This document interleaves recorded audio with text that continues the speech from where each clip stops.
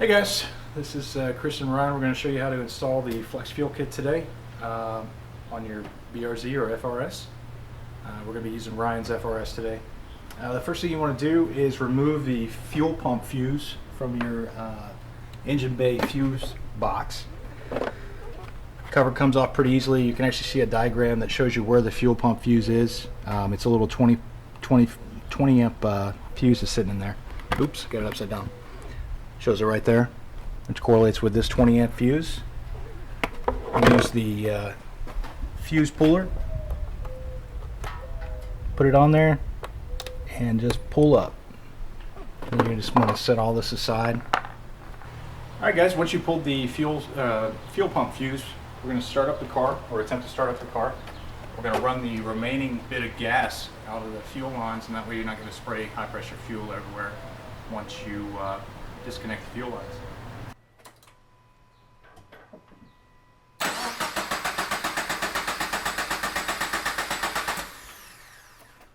Alright, once you've let the car stall out, it may actually start up and stall and die.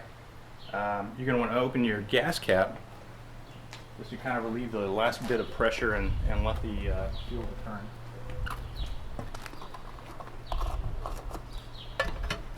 Which we'll just leave open while we install the kit. Before we get started, we're going to go ahead and disconnect the battery just to make sure there's no power running through the system. It's a 10mm wrench. If you guys didn't get one of your get a fuel line disconnect tool, you can actually pick them up at pretty much any auto parts store. I think we got these over at O'Reilly Auto. The one that you're going to be using is the 5/16, which is the gray one. John probably included this with most of your kits, but if for some reason you break yours like we did on our first install, we actually ran over it by accident, you can just go to the store. I think this is about $5 and it's just the 5/16. Now the fuel line that we're going to be using is this frontmost one that's actually closest to the front of the car, or the front of the car. It's right next to your hot line on your AC condenser or compressor. Just lay down some old t-shirts and rags and stuff. It's not supposed to leak much fuel, but it's best to just kind of plan this out in case the line's still holding some pressure. So you're going to take your tool. It kind of opens on one side. Just work it around the metal part of the fuel line. Whoops, I got it a little too far. You want it on the other side of this little ridge here.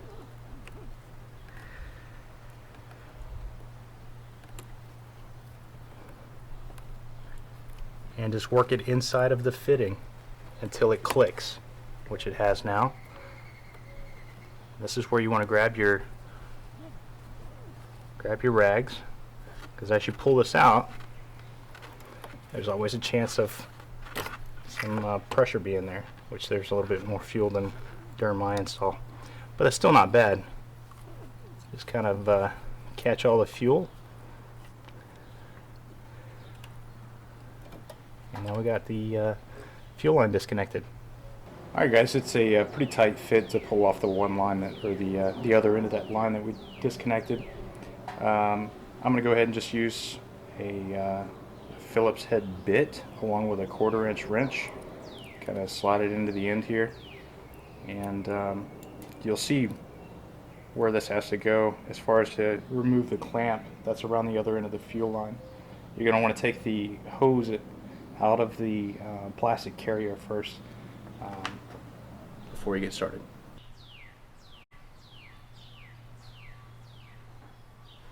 This is us removing the hose from the little holder here.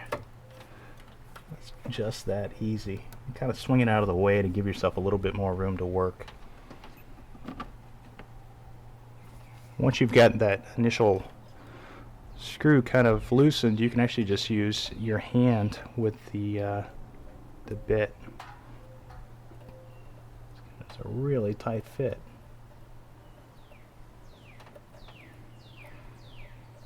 Since we're not going to be reusing this clamp, you can actually just remove it all the way, or remove the screw. Just be careful, on the other end of the screw is the backing plate that the screw screws into, and you don't want to have that fall on your heat shield down below. So just kind of plan it out. Take your time. Here's the actual screw. You can see the plate. There's the same kind of plate on the other side, which I'm going to set right here. Let me see if I can grab this plate without dropping it.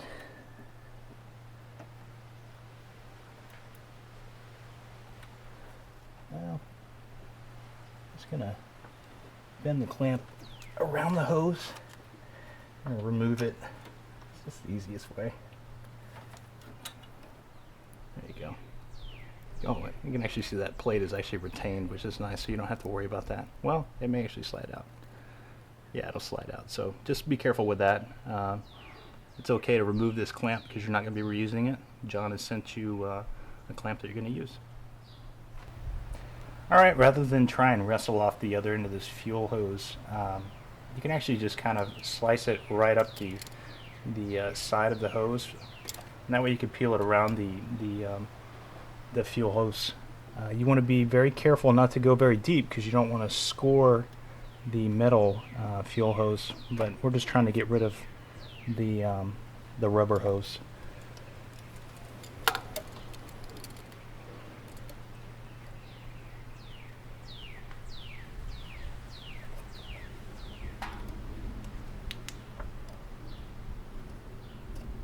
It's one of those things that's hard to show.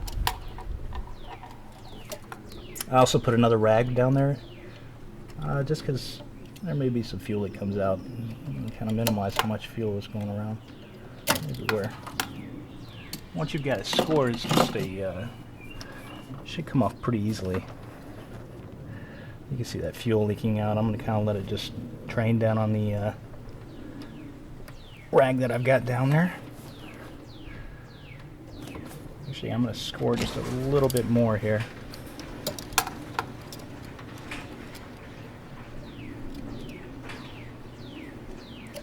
And I should let it go.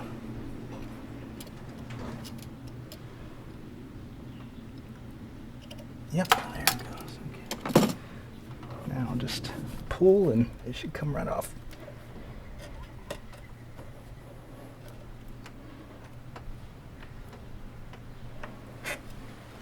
There it goes. I'm going to show you what we were doing down there. Just kind of scoring right up the side, just enough to get the rubber hose, but not too deep to actually score the metal hose on the other end, which we haven't done. Alright guys, we're going to take the hose that has no fitting on one end, and that's going to slip over the metal fuel line that we just messed with. I kind of moved the clamp up just so it, I can get it on there without having to worry about getting around the clamp. You want to push this on about as far as it will go, certainly until it hits the little ridge that's on the metal fuel line. So we're just going to do that right now. You probably want to support the bottom of the metal fuel line so that it doesn't bend too much. And this is kind of an angles game, so you can pull the metal fuel line a little bit closer to the motor. Don't like super pull on it, but it'll flex a little bit and allow you to slide this on pretty easily. So you can see it's as far. Well, you may not be able to see it, but it's as far down as the other lines are. And then we're just going to work that hose clamp down to where we know that it's over the top of both the rubber line and the metal line. I should have loosened it a little bit more. It's coming down.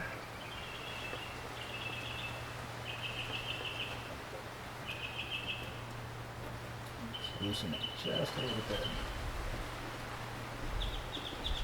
That should be it. Just kind of flex the rubber hose a little bit to make sure that you are, in fact, about to clamp over both the rubber line and the metal line. And then take a little 1/4-inch wrench or ratchet and tighten your hose clamp down really well.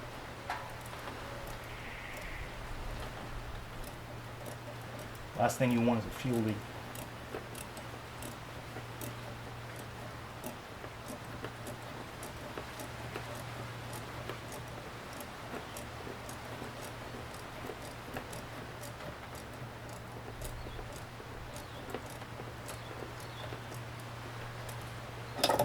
You don't want it to be super tight, but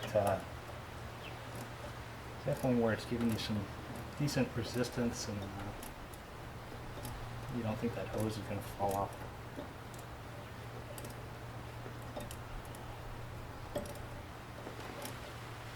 Yeah, that's about right.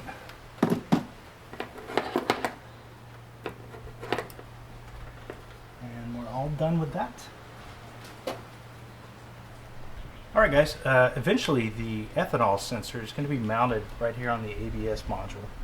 It may be angled or whatever you actually think works well for you. I kind of angled mine on my install just to have enough surface area for the adhesive to actually stick to this thing.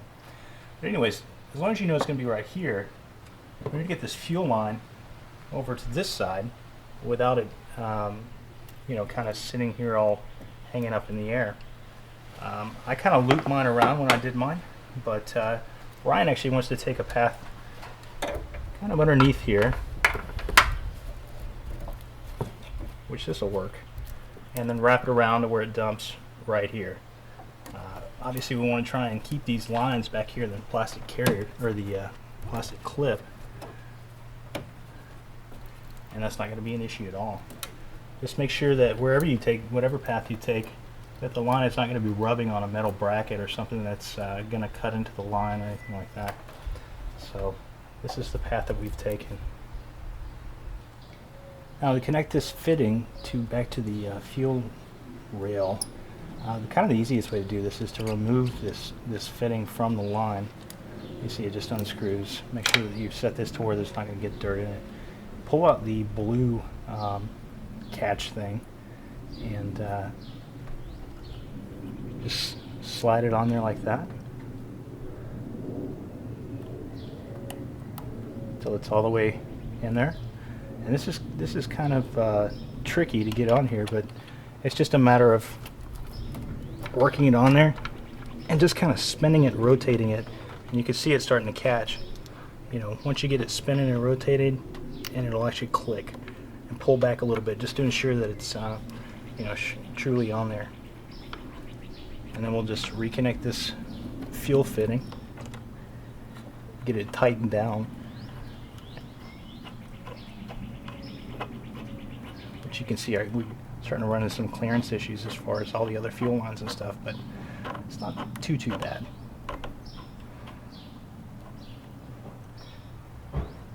Just make sure that you've tightened all the fittings on all the hoses that you've received, just because you don't want a fuel leak. It's not worth it. I believe this is a 5/8 on the inside and 11/16 on the outside. Alright, now that we've got all the fuel lines actually connected and everything's tightened up, we're going to go ahead and stick the sensor to the ABS system. I know we kind of told you to do this a little earlier, but I guess it makes a little more sense to get all your lines placed before you try and stick this thing. So just rub this down with a little bit of alcohol. Shouldn't be too dirty, but you want a nice surface for that thing to stick to. So rub it down, kind of let it dry. There was a little bit of dirt on there.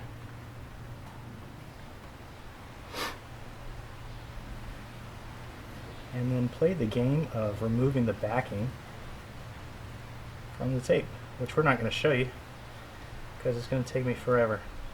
Alright guys, I've got the backing peeled off, and now I'm ready to actually set where this is going to go.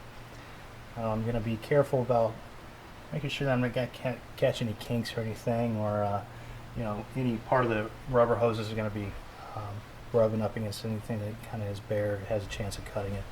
So I also want the maximum amount of surface area for that tape to stick to as well. So I'm going to get it on there, kind of rotate a little bit. You know, just kind of wiggle it on and get it tight. Kind of make sure all your lines are good. Everything looks to be pretty good. We got really good clearance up here. We don't have anything that's rubbing there. So I think we're ready to actually get the sensor wire run, and then we'll start working on the inside.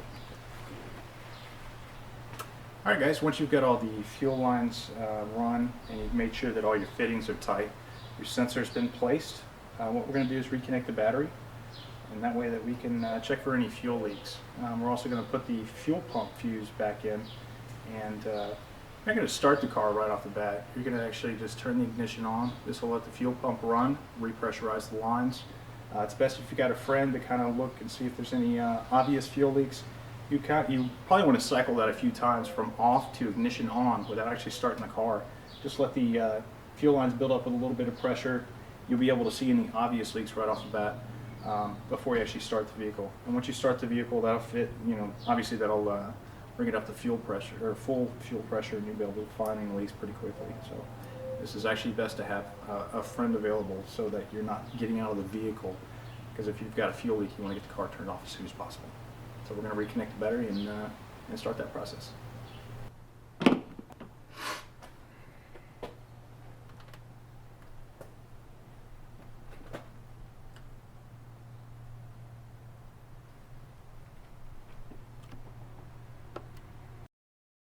Alright guys, once you've set everything up, we're going to start running the sensor wire into the car.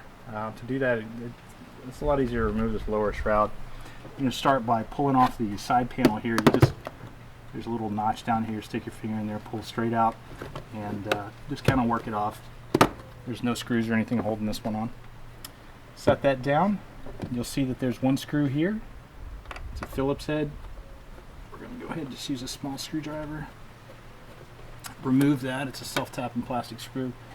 We're going to set that over there. And there's also one right on the inside, kind of towards the gas pedal here. If you look, you can actually see it. So let me go ahead and remove that as well.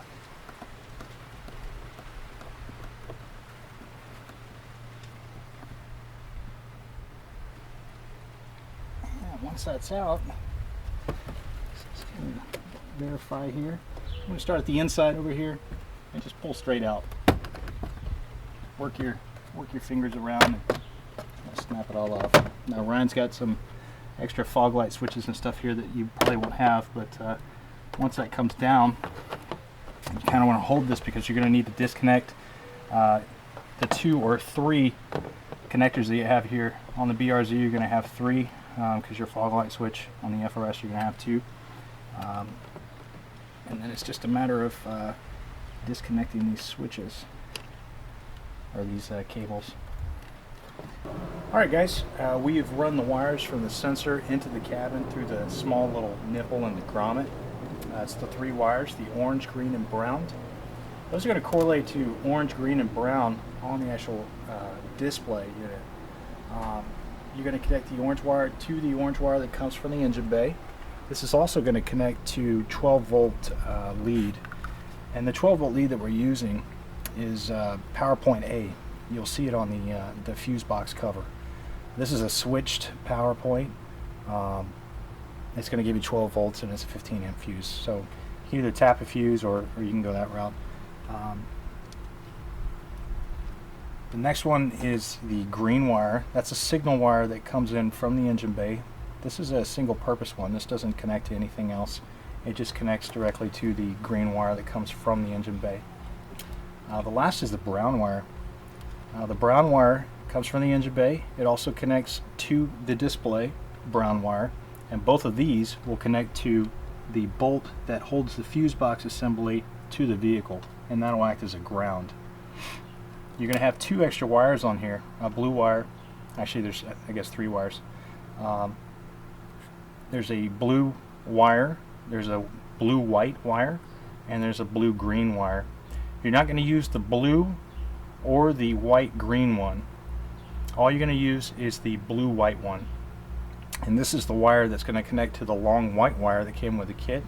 And this will run across over the tunnel through to the passenger footwell to where you're actually connecting it to the ECU harness.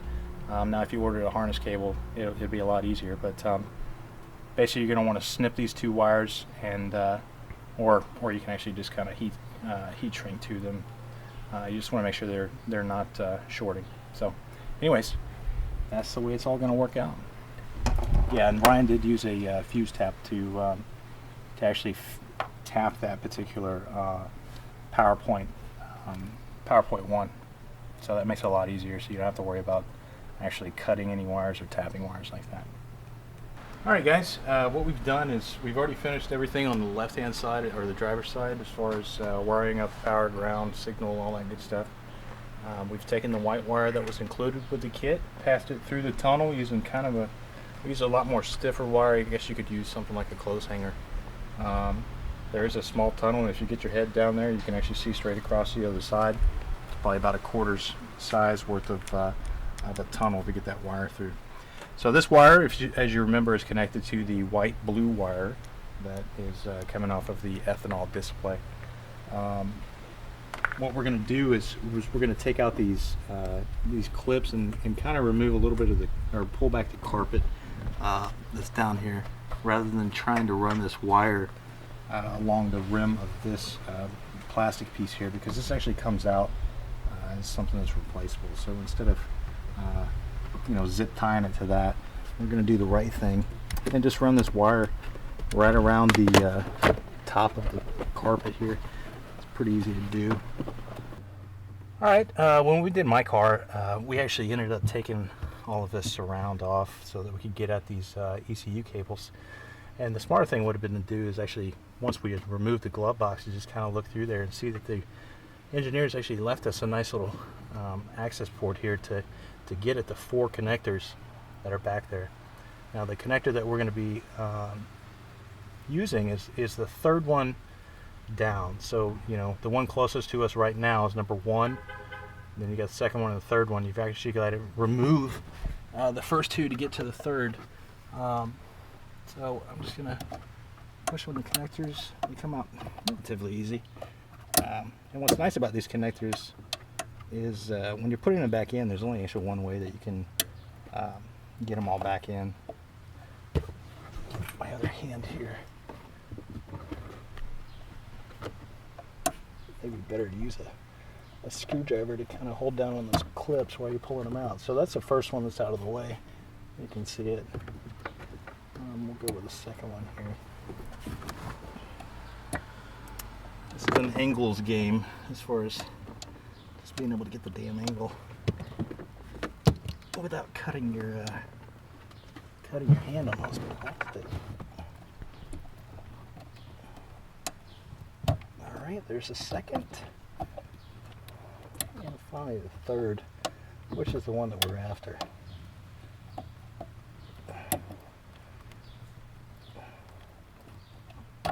There we go. So the third one's clear. And hopefully you purchased the wiring harness, which I don't have here with me. I'm going to show you guys what wire you'll need to cut and splice if you didn't purchase the wiring harness. Let me get that right quick. Alright guys, this is the wiring harness that came with the kit if you were to have purchased it. You can see there's a black wire that comes off of the side that actually connects into the harness that we just unplugged. If you did not purchase a harness, you're going to need to actually splice the wire that's on the connector. And you can see that it's on the right hand side. If you're looking at the side that actually has the push connector, or the push release, it's the third wire in, and you'll actually need to cut that wire on the connector. It's a orange wire with a black stripe, and you can't just tap it. It actually needs to be cut, and then you need to connect the white blue wire to the side that actually gets connected back into the harness. So you'll have a dead wire basically on the one side, and that's actually because John repurposed another sensor that probably is not important to the actual running and the operation of the vehicle.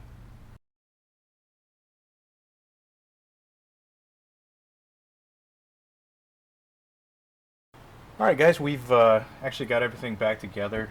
We got the battery reconnected. We're just going to kind of show you what you should do before you go ahead and start your car up to kind of verify that the ECU and the tune and all that stuff are getting information that are required to actually to work. So first thing you can do is verify that your content analyzer display is actually showing information. You can see that it's showing 8. This car has never had E85 in it, so that's a pretty good value, I guess, for fuel that should have at most 10% ethanol. We've already actually tuned the car with the tune file that John's provided. So before we start the car, what we're going to do is open up that ROM, file, go to recent ROMs, and that's going to bring up your map access screen. Let me go ahead and make this bigger. And what we're going to do is we're going to expand the all parameters tree down here. Go down to where it says custom map F result and select that.